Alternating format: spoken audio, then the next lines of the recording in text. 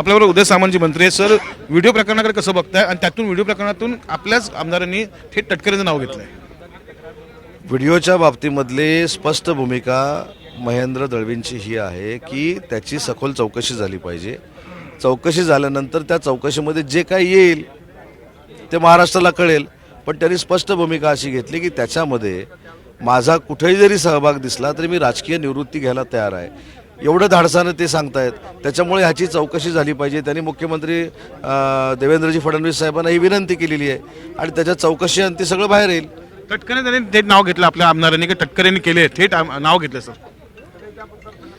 नाही, त्यांनी नाव घेतलं तरी माझी त्याच्यातली भूमिका चौकशीतनं नावच बाहेर आली तर अजून महाराष्ट्राला कळेल ना की याच्या मागं कोण आहे. सर, कालच एक महत्त्वाची बैठक झाली तुमची. बैठकीमध्ये अनेक मुद्दे समोर आलेले आहेत. मुंबई महानगरपालिका आहे. मुंबई महानगरपालिकेची जागा वाटप हे कधीपर्यंत होऊ शकतं आणि महायुती असणार का?